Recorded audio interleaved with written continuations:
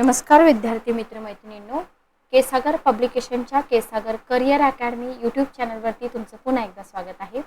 राज्यसेवा पूर्व परीक्षा जरी पुढे गेली असली तरी आपल्याला अभ्यास तर करायचाच आहे, कारण परीक्षा तर होणारच आहे. सो आपण राज्यसेवा पूर्व परीक्षेसाठी काही इम्पॉर्टंट टॉपिकची सिरीज आहे, ती सिरीज आपण कंटिन्यू ठेवत आहोत. जिओग्राफीची सिरीज आपण स्टार्ट केलेली आहे. तर जिओग्राफीमधील काही टॉपिक आहेत जे इम्पॉर्टंट आहेत, ज्याच्यावरती आयोग नेहमी क्वेश्चन विचारतो. जसं की आज आपण मायग्रेशन हा टॉपिक कव्हर करतोय. मानव भूगोल आपण काय करतो, इतर पार्ट कव्हर करता करता मानव भूगोलाकडे थोडंसं दुर्लक्ष करतो. एमपीएससी सेक्शनमध्ये तुम्हाला भूगोलाचे सगळेच पुस्तकं मिळतील. स्पेशली आज मी मानव भूगोलासाठी सेशन घेते, तर तुम्हाला वन स्टॉप सोल्युशन आहे. मानव भूगोलचा एकही मार्क जाऊ देऊ नका. मानव भूगोल मूळ लेखक आहेत माजिद हुसेन सर, मराठी अनुवाद केलेला आहे ए.व्ही. भागवत, संजीव नलावडे, इरावती नलावडे, प्रवीण सप्तर्षी, मुकुंद नातवानी, श्रीकांत क्षीरसागर सरांनी. ठीक आहे, तर हे पुस्तक तुम्ही राज्यसेवा पूर्वसाठी वापरू शकता. इव्हन पुढे तुम्हाला मुख्य परीक्षेला पण हे उपयोगी पडेल. तर काही भाग आपण याच पुस्तकातून कव्हर करत आहोत. याच्याशिवाय जर आपण बघितलं तर आयोगाचे क्वेश्चन पेपर तुम्ही बघा की मानव भूगोलावरती आयोग कशा प्रकारे क्वेश्चन विचारतो. ठीक आहे, ओके. चला बघा, मायग्रेशन हा असा टॉपिक आहे की ज्याच्यावरती तुम्हाला फक्त राज्यसेवेलाच नाही तर आपली संयुक्त पूर्व परीक्षा आहे, तर संयुक्त पूर्व परीक्षेला सुद्धा आयोगाने क्वेश्चन विचारलेले आहेत. तर स्टार्ट करूया आपण. बघा, एका ठिकाणाहून जगातील दुसऱ्या ठिकाणी कायमस्वरूपी किंवा तात्पुरता निवास, कीवर्ड्स फक्त लक्षात ठेवा. कायमस्वरूपी किंवा तात्पुरता निवास म्हटलंय. करण्याच्या उद्देशाने केलेली लोकांची हालचाल म्हणजे काय, मानवी स्थलांतर. बरोबर. मर्त्यता व जननप्रमाणे स्थलांतराचा एखाद्या ठिकाणच्या लोकसंख्या बदलाच्या भौगोलिक विश्लेषणावर प्रभाव पडतो. ठीक आहे, बघा, हे जे हालचाल असते ना लोकांची, म्हणजे मानवी स्थलांतर जे आहे ना, या मानवी स्थलांतराचा कोणत्या गोष्टीवरती प्रभाव पडतो, तर मर्त्यता असेल, जनन प्रमाण असेल किंवा लोकसंख्या बदलाचा गोष्टी असतील, तर भौगोलिक विश्लेषण जे आहे ना त्याच्यावरती प्रभाव पडतो. स्थलांतरासाठी कोणते घटक कारणीभूत असतात, सिंपल क्वेश्चन येतो 2 मार्काला. तर स्थलांतरासाठी आर्थिक, सामाजिक, राजकीय किंवा पर्यावरणीय घटक कारणीभूत असतात. इथे नोट करून घ्या, सिंपल क्वेश्चन विचारले जातात. ओके, बघा, आंतरराष्ट्रीय स्थलांतर ही कशी आहे, जागतिक घटना आहे. तिची व्याप्ती, गुंतागुंत, प्रभाव वाढतच आहे. स्थलांतरामुळे आंतरराष्ट्रीय स्तरावर हालचालीत वाढ होते. स्थलांतराच्या रचनेमध्ये गुंतागुंत निर्माण होते आणि स्थलांतराचा परिणाम हा देशावर, स्थलांतरितावर, कुटुंबावर आणि समाजावरती पण होतो. ठीक आहे, ओके. बघा, तर आता हे जे पॉइंट्स आहेत ना, हे समजून घ्या. तर समजून घेण्यामुळे काय होतील, गोष्टी सोप्या होतील. Okay, clear. जस्ट एक मिनिट थांबा.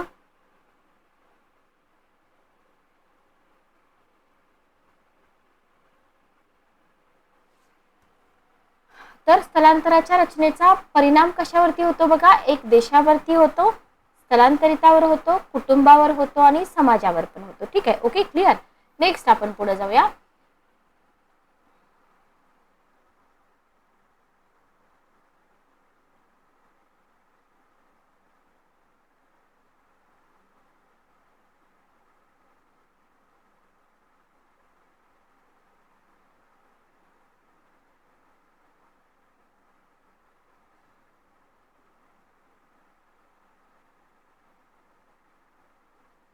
एकच मिनिट थांबा.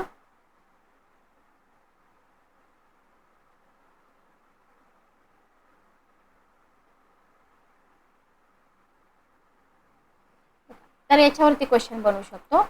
आता इथं आपण स्थलांतर व्याख्या आणि संकल्पना समजून घेऊया. इतर आपण बघितलं की एका ठिकाणाहून दुसऱ्या ठिकाणी केलेली हालचाल म्हणजे काय, स्थलांतर. ठीक आहे, ओके. आता हे अ ठिकाण आहे, या अ ठिकाणाहून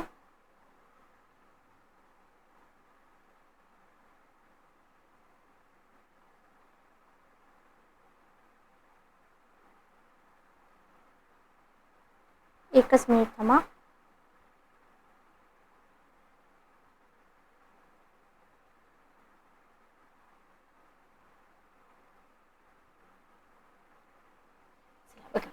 तर त्रिवार्ताच्या मतानुसार तुम्हाला विचारलं जाऊ शकतं. तर त्रिवार्ता यांच्या मते जनन दर, मर्त्यता दरासारखे स्थलांतर सुद्धा एखाद्या ठिकाणच्या लोकसंख्या बदलामध्ये महत्वाचे आहे. बरोबर. तर हे असे क्वेश्चन ना तुम्हाला व्हॅल्यू ॲडिशन, म्हणजे आपण म्हणतो ना, अरे मी खूप अभ्यास केला होता पण हे सेंटेन्स कुठून आलं ना मला समजलंच नाही. ठीक आहे, ओके.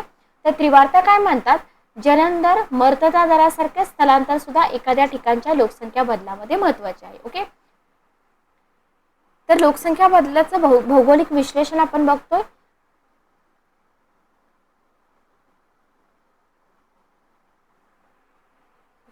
तर लोकसंख्या बदलाचे विविध घटक आपण बघूया आता.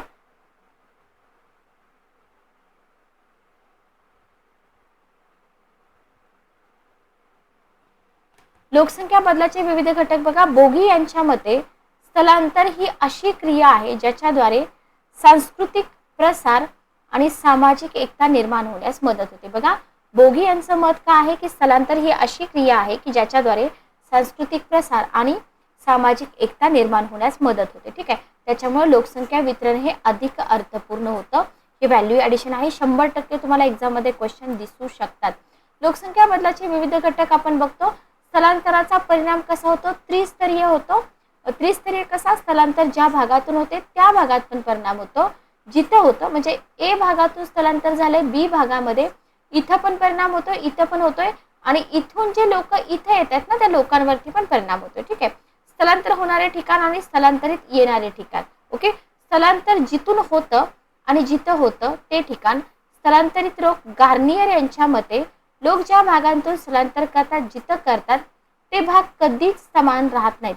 इथं तुम्हाला 3 लोकांच्या डेफिनेशन मिळालेले आहेत किंवा त्यांची मतं मिळालेली आहेत जी तुम्हाला राज्यसेवा पूर्वमध्ये दिसू शकतात. ओके, ली यांच्या मतानुसार स्थलांतर हे कायमस्वरूपी किंवा तात्पुरत्या स्वरूपाचं निवासी क्षेत्र बदलणं नव्हे, तर त्याच्यामध्ये जे डिस्टन्स असते ना त्या डिस्टन्सची काही मर्यादा नसते की एवढ्याच अंतरावरून स्थलांतर झालं पाहिजे. ठीक आहे, समजून घ्या. Okay, clear. नेक्स्ट बघा, पुढे जाऊया आपण. स्थलांतर चक्रीय हालचाल, दैनंदिन हालचाल आणि हंगामी स्थलांतरापेक्षा कसं आहे? वेगळं आहे. आता हे चक्रीय सर्क्युलेशन काय असतं बघा. विविध कारणामुळे लोक काय करतात, एका ठिकाणाहून दुसऱ्या ठिकाणी जातात. म्हणजे उदाहरणार्थ जॉबसाठी, बरोबर, आपण आपण आपण कायम ऑफिसमध्ये राहतो का? नाही. तर ही हालचाल कायमस्वरूपी नसून कशी असते? थोड्या काळापुरती असते. बरोबर.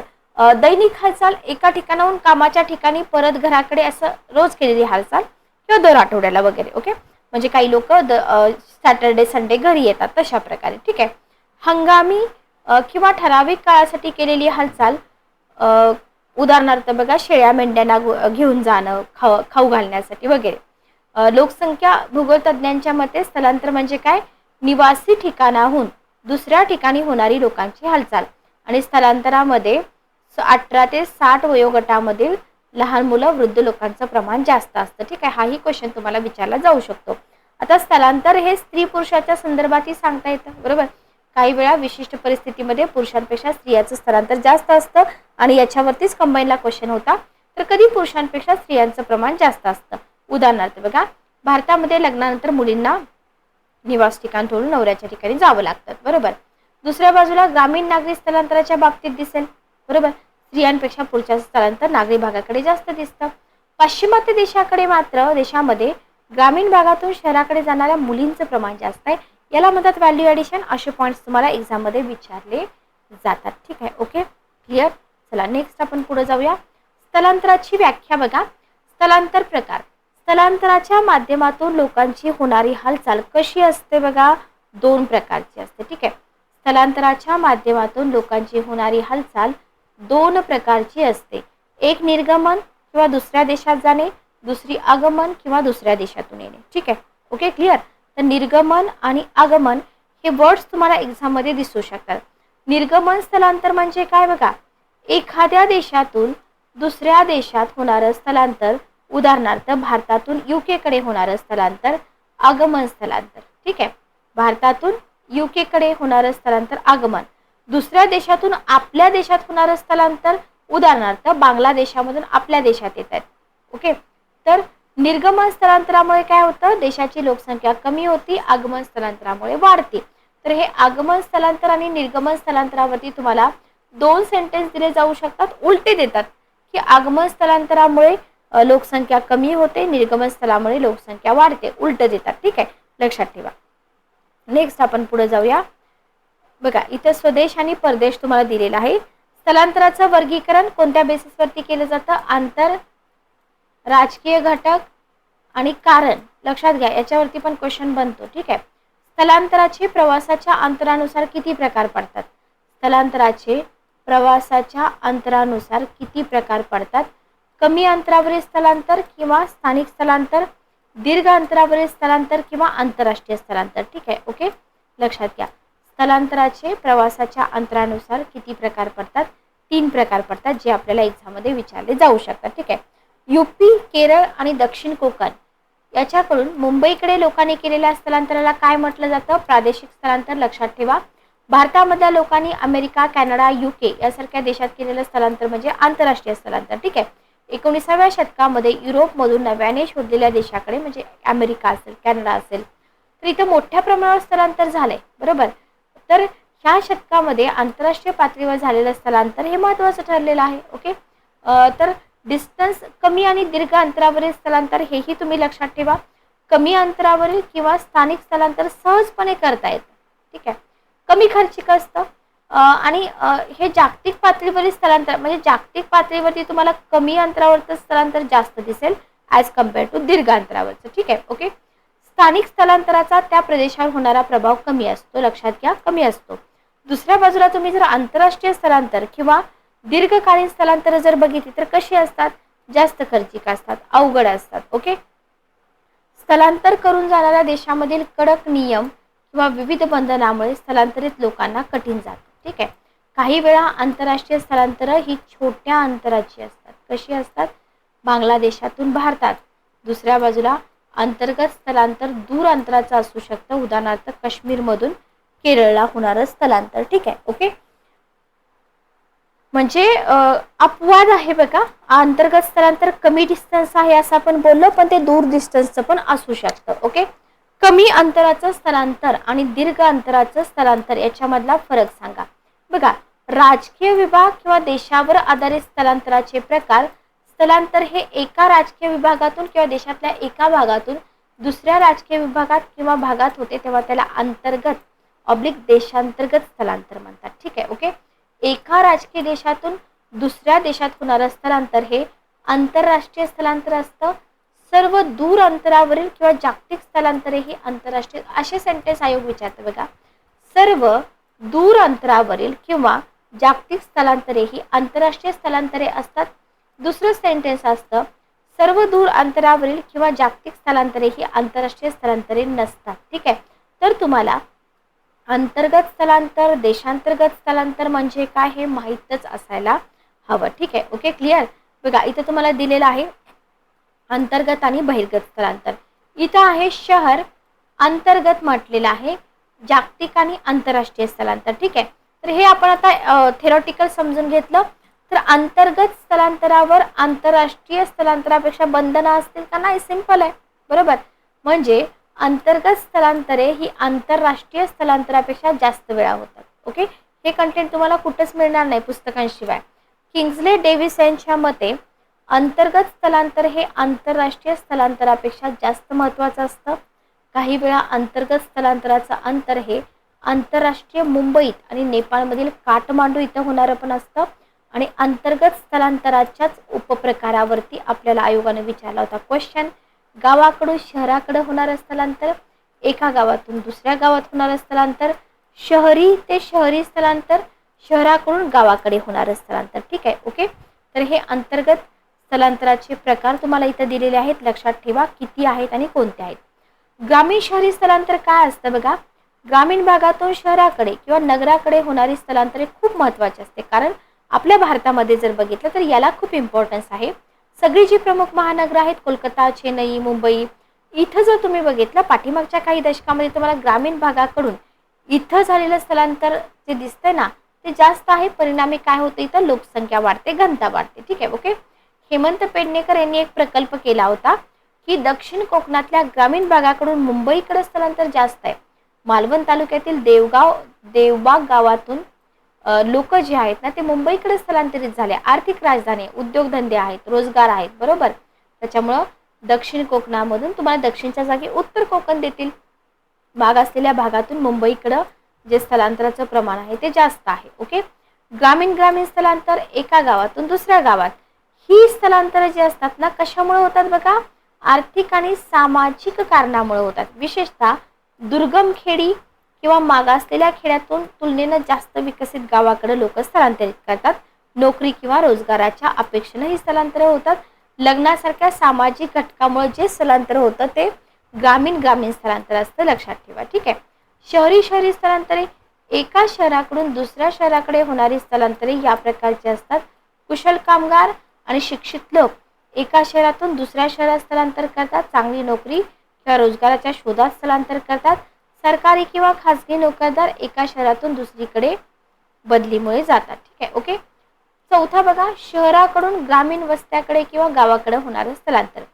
सर्वसाधारणपणे काय होतं, जेव्हा रिटायरमेंट होते ना तेव्हा लोक शांत आणि प्रदूषणमुक्त ठिकाणांना पसंत करतात. ओके. वातावरण जे आहे ग्रामीण वस्त्यामध्ये असल्याने ते शहरी भागाकडून ग्रामीण वस्त्याकडे स्थलांतरित करतात. काही वेळा ग्रामीण भागात असणाऱ्या नोकरीच्या संधीमुळे विकास अधिकारी, सामाजिक कार्यकर्ते, डॉक्टर्स, नर्स शहराकडून ग्रामीण भागाकडे आकर्षित होतात. ठीक आहे. ओके. चौथा पॉईंट बघा, अंतर्गत आणि आंतरराष्ट्रीय स्थलांतरातील फरक सांगा. स्थलांतराच्या कारणावरून स्थलांतराचे प्रकार पडतात. भौगोलिक कारणामुळे होणारं स्थलांतर, उदाहरणार्थ ज्वालामुखी, भूकंप, पूर आणि दुष्काळ. आर्थिक कारणामुळे होणारं स्थलांतर, जिथं रोजगाराच्या संधी जास्त असेल तिथं लोक जातात, म्हणजे केरळमधून मुंबईकडे किंवा सौदी अरेबियाकडे होणारी स्थलांतर.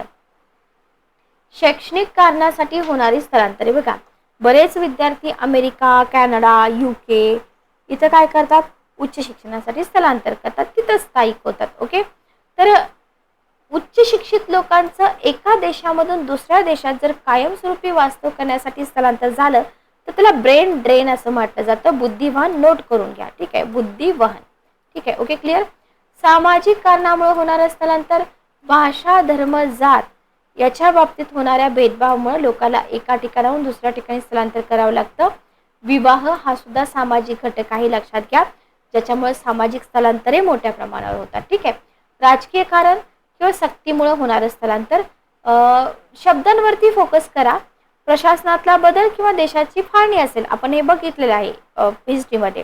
काय होतात, राजकीय स्थलांतरे होतात. बऱ्याचशा ज्यू लोकांनी, एक्झाम्पल बघा, जर्मनीतील नाझी राजवटीमुळे काय केलं, जर्मनीतून इतर देशांकडे दुसऱ्या महायुद्धापूर्वी स्थलांतर केलं. ठीक आहे. 47 सालच्या भारताच्या फाळणीमुळे मोठ्या प्रमाणात हिंदू आणि मुस्लिम लोकांनी भारत पाकिस्तानात स्थलांतर केलं. ठीक आहे. ओके. क्लिअर. चला, तर स्थलांतराचा घेऊया एक ऐतिहासिक आढावा. एका भागातून, प्रदेशातून दुसऱ्या प्रदेशात स्थलांतराला चालना देण्यासाठी कशानं भूमिका बजावलेली आहे, वाहतुकीनं. ठीक आहे. वाहतूक साधनातील विकासाबरोबर स्थलांतराचं प्रमाण आणि अंतरात पण वाढ झाली आहे.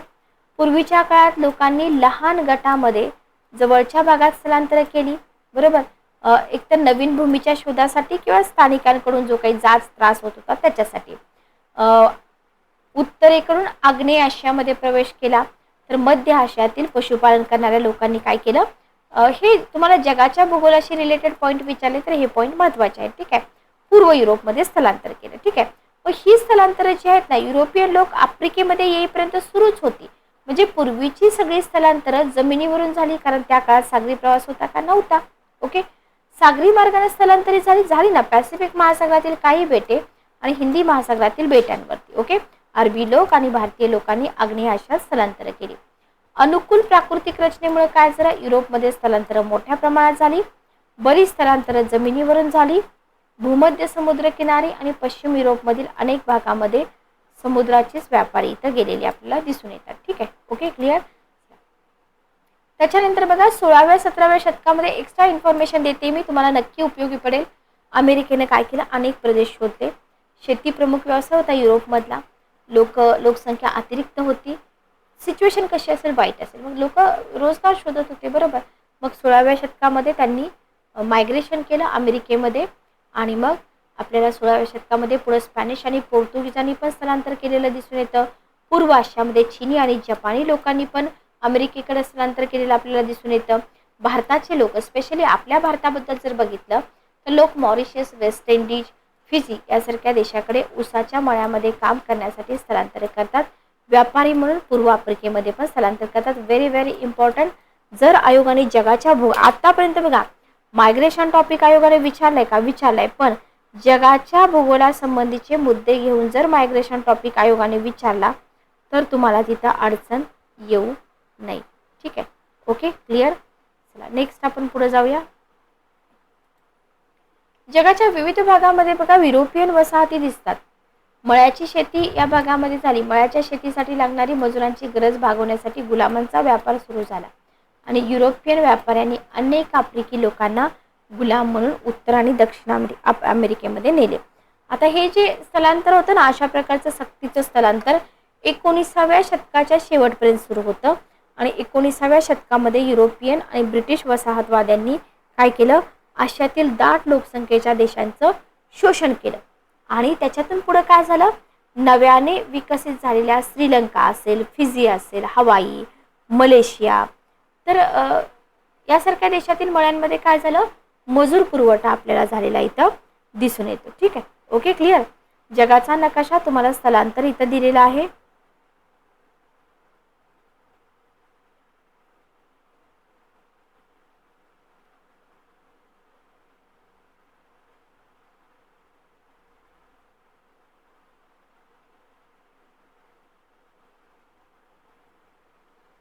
बघा, तर इथं उत्तर व दक्षिण, आता हे तुम्हाला जोड्या लावामध्ये पण विचारलं जाऊ शकतं बरं का, डेफिनेटली विचारलं जाऊ शकतं.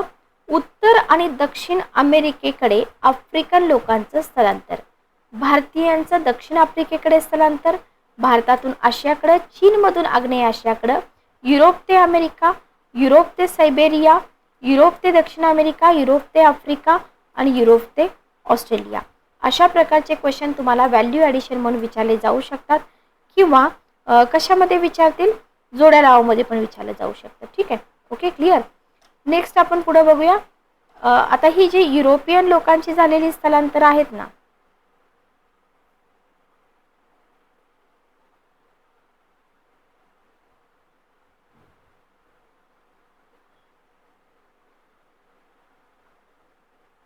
जस्ट एक मिनिट थांबा.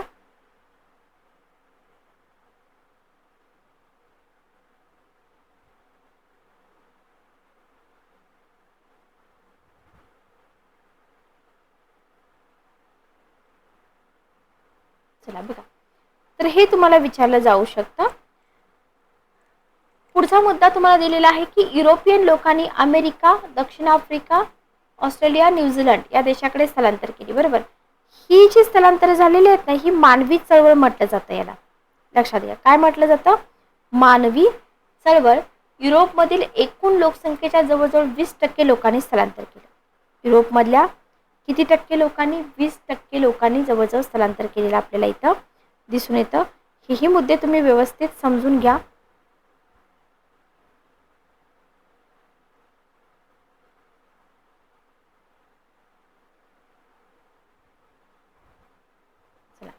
नेक्स्ट आपण पुढे बघूया.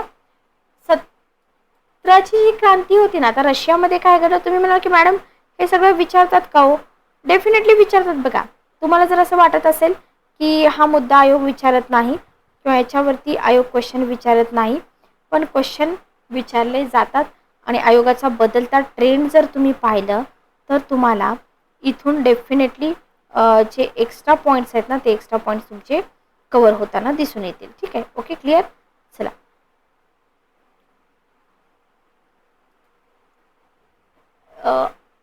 आंतरराष्ट्रीय स्थलांतराची सध्याची स्थिती तुम्हाला इथं विचारलेली आहे. तर इथं काही दोन मुद्दे तुम्हाला दिलेत. स्थलांतरासाठी ढकल किंवा ओढ घटक जर एक्झाममध्ये दिसले तर नवीन वाटून घेऊ नका, हे शब्द आपल्याला माहीत पाहिजे. ठीक आहे, ओके क्लिअर. चला बघा,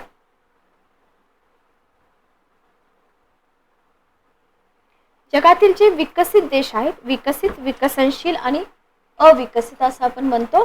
तर जगातील जे विकसित देश आहेत ना, त्यांच्याकडे स्थलांतर मोठ्या प्रमाणावर होत नाही. बघा, जे देश विकसित आहेत, पण काही कमी विकसित देशांनी काय केलेलं आहे, मोठ्या प्रमाणात लोकांना आकर्षित करण्यास सुरुवात केलेली आहे. बरोबर, म्हणजे अनेक देशांनी घातलेल्या स्थलांतराच्या बंधनामुळे काय झालेलं आहे, आंतरराष्ट्रीय स्थलांतर कमी झालेत. तुम्हाला रिझन विचारलं जाऊ शकतं की आंतरराष्ट्रीय स्थलांतर कमी का झालेत. ओके, अवैध रीतीने येणाऱ्या परदेशातील स्थलांतराचं प्रमाण काय झालेलं आहे, वाढत आहे. दुसऱ्या महायुद्धानंतर काय झालं, निर्वासितांची संख्या वाढली आणि युद्ध, संघर्ष, अनेक देशातील बदलती राजकीय स्थिती याच्यामुळे स्थलांतराचं प्रमाण जास्त वाढत आहे. उदाहरणार्थ बांगलादेशाची निर्मिती. ठीक आहे, तर हे लक्षात घ्या. आंतरराष्ट्रीय स्थलांतराची जी सिच्युएशन आहे ती स्थलांतराची कारणं ज्याच्यामध्ये ढकल आणि ओढ हे घटक कारणीभूत आहेत. ढकल घटक तुम्हाला विचारले जाऊ शकतात. असे घटक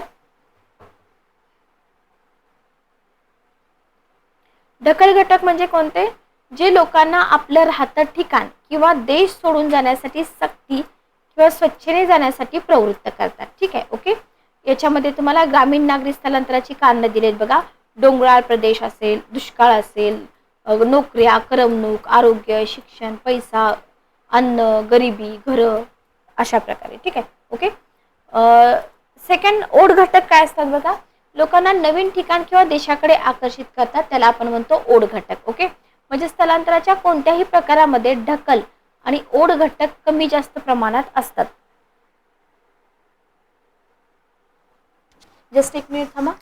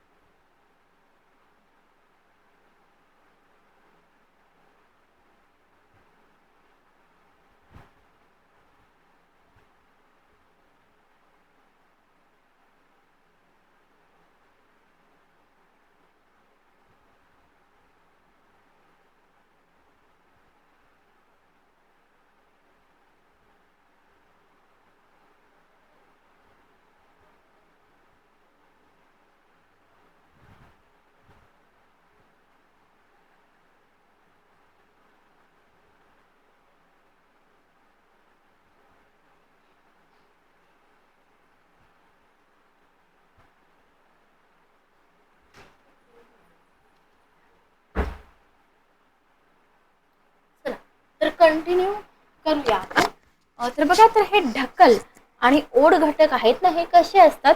कमी जास्त प्रमाणात कारणीभूत असतात. ठीक आहे, आता हे जे घटक आहेत ना, हे घटक पुन्हा 3 प्रकारामध्ये विभागले जातात.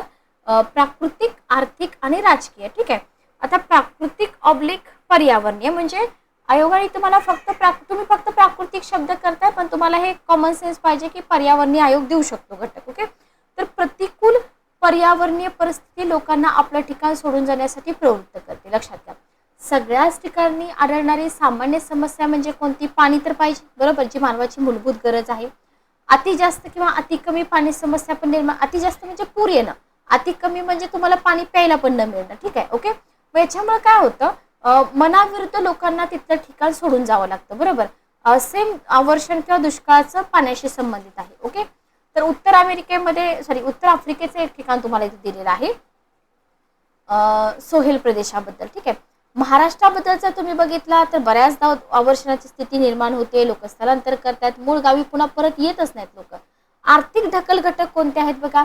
राहणीमानाच्या दर्जात एखादा देश किंवा प्रदेशानुसारची विविधता ही लोकांना आपला देश सोडून जास्त वेतनाच्या अपेक्षेने स्थलांतरास भाग पाडते. ठीक आहे, मुंबई हा जरी कोकणचाच भाग असला तरी उर्वरित कोकणापेक्षा मुंबईमधील नागरी विकास, वेतन, राहणीमान या गोष्टी कशा आहेत? चांगल्या आहेत. कोकणामध्ये पायाभूत सुविधांची असणारी कमतरता, रोजगारांचं कमी प्रमाण याच्यामुळे काय झालंय? मुंबईकडे रोजगाराच्या शोधात स्थलांतर केली जातात, बरोबर. राजकीय ढकल घटक काय आहेत बघा. राजकीय कारणामुळे निर्वासित लोकांना एखाद्या विशिष्ट देशातून दुसऱ्या एखाद्या विशिष्ट देशात स्थलांतर करणं भाग पडतं. युद्धाच्या वेळी जर शत्रूंना आक्रमण करून एखादा भाग ताब्यात घेतला तर तिथल्या लोकांना तो प्रदेश सोडून दुसरीकडे जावं लागतं. युद्धामुळे देशांच्या सीमा बदलल्या तरीही लोकांना स्थलांतर करावंच लागतं. उदाहरणार्थ दक्षिण व्हिएतनाम आणि कांपुचिया इथून अमेरिका आणि थायलंडकडे झालेलं स्थलांतर. ठीक आहे, ओके. तर हे आर्थिक घटक आणि राजकीय घटक तुम्ही व्यवस्थित लक्षात ठेवा. याच्यानंतर आपण बघतोय जे आकर्षित करणारे घटक आहेत ना, तर लोक आकर्षित होतात 3 प्रकार त्याचे, पण प्राकृतिक, आर्थिक आणि राजकीय. प्राकृतिक घटक काय आहेत बघा, एखाद्या ठिकाणचं पर्यावरण खूप चांगलं आहे, हवामान चांगलं आहे, वनस्पती आहे, म्हणजे फ्रेश आहे, तिथं वाहतूक आहे, दळणवळण आहे, तर लोक काय करतात, दुर्गम भागातून तिकडे स्थलांतरित होतात. आर्थिक ओढ घटक बघा, जिथं रोजगार उपलब्ध आहेत ना तिथं लोक जातात की नाही, म्हणजे पृथ्वीच्या भूपृष्ठावर सगळ्या ठिकाणी सारख्याच प्रकारची आर्थिक स्थिती आहे का नाही, एखाद्या ठिकाणच्या आर्थिक क्रिया कोणत्या असतील हे तिथं जे संसाधन मिळतं की नाही त्याच्यावरती डिपेंड करतं. आणि सर्वसाधारणपणे औद्योगिकीकरण जिथं होत आहे तिथंच आर्थिक विकास होतो. म्हणून इलेक्ट्रॉनिक, रासायनिक अभियांत्रिकी यांसारखे उद्योग विकसित होत आहेत आणि तिथं लोक जास्त आकर्षित होतात. लक्षात घ्या. राजकीय ओढ घटक, स्वातंत्र्याची ओढ हा महत्वाचा राजकीय घटक आहे. अनेक लोक लोकशाही असणाऱ्या देशाकडे स्थलांतरासाठी आकर्षित होतात कारण तिथं स्वतंत्ररित्या निवासाचे ठिकाण, नोकरी इत्यादींचे निर्णय घेता येतात. ठीक आहे, ओके. उदाहरणार्थ चीनमधून तरुणांचं भारताकडे होणारं स्थलांतर. आता हे झालं आपण ढकल आणि ओढ घटक. स्थलांतराचे परिणाम काय होतात बघा. जिथून स्थलांतर होतं तिथं तर होतच होतं, पण जिथं होतं तिथं पण होतं. आर्थिक परिणाम काय होतो, ज्या भागातून लोक स्थलांतरित करतात, ज्या भागाकडे करतात, दोन्ही प्रदेशाच्या लोकसंख्येच्या रचनेमध्ये तुम्हाला ऑप्शन हा असतो बघा, खालीलपैकी स्थलांतराचे परिणाम कोणते किंवा खालीलपैकी स्थलांतराचा आर्थिक परिणाम कोणता. ठीक आहे, पहिला मुद्दा आहे एका प्रदेशातून दुसऱ्या प्रदेशाकडे होणारं स्थलांतर, ज्याच्यामुळे गुणात्मक आणि संख्यात्मक बदल होतो. लोकसंख्येच्या घटकामध्ये म्हणजे एकूण संख्या, घनता, लोकसंख्या वाढ, जनन मर्त्यता, वय, लिंग, रचना, साक्षरता याच्यामध्ये संख्यात्मक बदल होतो. स्थलांतर जिथं होतं अशा भागामध्ये लोकसंख्येची घनता वाढते. ग्रामीण भागाकडून शहराकडे स्थलांतर झाल्यास लोकसंख्येची घनता वाढते. जर स्थलांतरित लोक उच्च शिक्षित आणि तांत्रिकदृष्ट्या प्रगत असतील तर त्या प्रदेशाचा काय होतो, दर्जा पण वाढतो. तर इथले जे पॉइंट्स आहेत ना, तर इथले पॉइंट्स तुम्हाला एक्झाम मध्ये विचारले जाऊ शकतात. ठीक आहे, ओके, क्लिअर. आरोग्य समस्या बघा, स्थलांतरित लोकांना अनेक गंभीर समस्यांना सामोरं जावं लागतं. उदाहरणार्थ ग्रामीण भागाकडून शहराकडे जाताना तिथली जी अशुद्ध हवा आहे, धूळ, मोकळी जागा याचा परिणाम स्थलांतरितांवरती होतो. खाण्याच्या सवयी, वेळा, प्रकार सगळं बदलतात. ग्रामीण भागातील बहुतेक लोक जे असतात ना ते लगेच अडॅप्ट होऊ शकत नाहीत. शहरी भागातील प्रदूषणामुळे आजार होतात वगैरे वगैरे. ठीक आहे, ओके, क्लिअर. नेक्स्ट बघा, संस्कृतीत बदल. आता इथं जर आपण बघितलं तर संस्कृतीमध्ये काय बदल होतो बघा.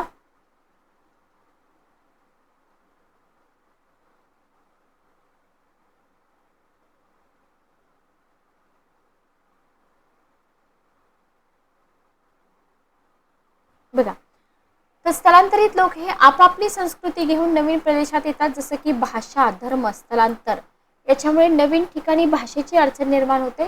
जेव्हा अनेक भाषांचे लोक एकत्रित राहतात तेव्हा त्यांच्यामध्ये भाषिक समस्या निर्माण होतात. उदाहरणार्थ डच आणि इंग्रज लोकांनी आफ्रिकेत, कॅनडामधील स्थलांतर केलं, त्याच्यामुळे स्थानिक सरकारला त्रास झाला. बरोबर, ओके, क्लिअर. नेक्स्ट बघा, मजुरांची कमतरता.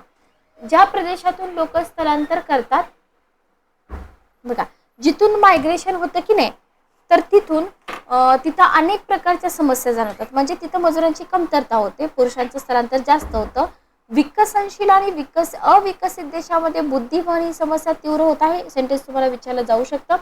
जास्त वेतन, तुम्हाला वेतन जास्त पाहिजे तर अपेक्षेने उच्च शिक्षित लोक काय करतात, अशा देशामधून विकसित देशाकडे कायमस्वरूपी स्थलांतर करतात. ठीक आहे, आणि तिथे स्थायिक होतात. मात्र जो मूळ देश आहे, उदाहरणार्थ आपला भारत आहे, बरोबर, पैसा आणि कुशल कामगार यांच्या संदर्भात प्रचंड नुकसान होतं आणि विद्यार्थ्यांवर जो खर्च केलेला आहे तो वाया जातो. थोडक्यात काय वाया जातो, लक्षात घ्या.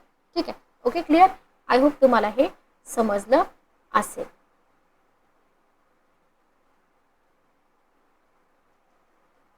पुढे जाऊया आपण. याच्या बाहेर एकही क्वेश्चन जाणार नाही, लक्षात घ्या. संस्कृतीचा प्रसार, स्थलांतरित लोक काय करतात, नवीन प्रदेशामध्ये आपली संस्कृती आपला धर्म याचा प्रसार करतात की नाही. मग हे सांस्कृतिक प्रसारण बघा, स्थलांतरामुळे सांस्कृतिक प्रसारण होतं असं सेंटेन्स तुम्हाला देतात. संस्कृती सुद्धा स्थलांतरित लोकांच्या वेगवेगळ्या योगदानामुळे समृद्ध होत जाते, कारण दोन प्रदेशामध्ये एकता येते ना, बरोबर. विविध संस्कृती आणि धर्मांना समजून घेण्याची आणि लोकांना एकत्र करण्याची एक महत्त्वपूर्ण प्रक्रियाच आहे. Okay, clear. बघा आता याच्यामध्ये जर तुम्ही बघितलं तर इथं सारांश काय निघतो बघा. नैसर्गिक आपत्ती, रोजगार, शिक्षण, राजकीय समस्या स्थलांसाठी कारणीभूत ठरतात. आंतरराष्ट्रीय स्थलांतराचे फायदे जसे असतात तशा अडचणी पण असतात, बरोबर. आंतरराष्ट्रीय पातळीवर जास्त उत्पन्न असणाऱ्या देशामध्ये जास्तीत जास्त स्थलांतरित झाले. शेवटी काय होतं, लोकसंख्येमध्ये बदल करून येतात, लक्षात. ठीक आहे. स्थलांतर सांस्कृतिक आणि धार्मिक घटकामध्ये जरी महत्त्वपूर्ण भूमिका बजावत असली तरी याच्यापासून काही अडचणी पण निर्माण होऊ शकतात. तर हा होता आपला मोस्ट इम्पॉर्टंट टॉपिक, जो की मी खूप फास्ट घेतलेला आहे पण तुम्हाला समजेल असा घेतलेला आहे. इथून तुम्हाला आयोग 100% क्वेश्चन विचारतो. 2 ते 4 मार्काचे तुमचे क्वेश्चन मायग्रेशन या टॉपिकवरचे कव्हर होतात. संयुक्त पूर्व परीक्षेला 1 किंवा 2 मार्काला क्वेश्चन विचारला जातो. बेसिक जे होतं ते तुम्ही स्टेट बोर्डमधून वगैरे करत होतात, पण त्याच्या बाहेर जर क्वेश्चन गेला तर त्याचे मार्क्स तुम्हाला मिळाले पाहिजेत. सो इथून तुमचा प्रत्येक मार्क कव्हर होईल. जर तुमचे काही डाऊट असतील तर मला कमेंट बॉक्समध्ये विचारा.